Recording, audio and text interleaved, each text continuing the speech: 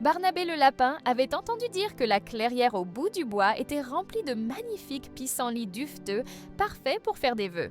Il était tellement impatient d'y aller et de faire un vœu qu'il n'arrêtait pas de gigoter. « Léa, Léa, allons tout de suite à la clairière aux pissenlits !» s'écria Barnabé le lapin en tirant sur la plume de la chouette.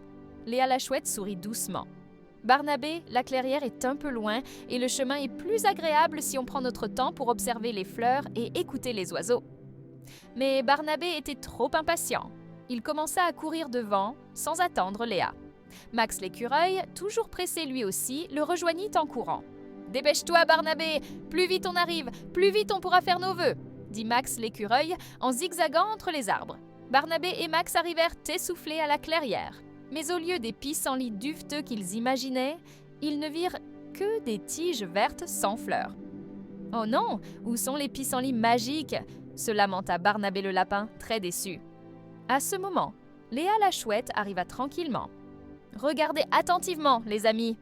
Elle leur montra de petits boutons serrés au sommet des tiges. Ces boutons ont besoin de temps pour s'ouvrir et devenir les jolis pissenlits blancs que vous attendez.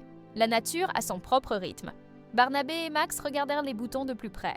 Ils n'avaient jamais vraiment fait attention à ça. Léa la chouette leur expliqua que si on était patient, on pouvait voir la magie opérer. Elle leur montra une coccinelle qui se promenait sur une feuille et leur fit écouter le chant mélodieux d'un oiseau caché dans les branches. Barnabé et Max commencèrent à oublier leur impatience en découvrant toutes les petites merveilles qui les entouraient. Le lendemain, Barnabé et Max retournèrent à la clairière avec Léa. Et là, la clairière était transformée. Des centaines de pissenlits blancs et duveteux dansaient dans la brise. Barnabé et Max furent émerveillés. Ils comprirent que l'attente en valait la peine. Ils choisirent chacun un pissenlit et soufflèrent doucement sur les aigrettes, faisant leurs vœux s'envoler dans le ciel.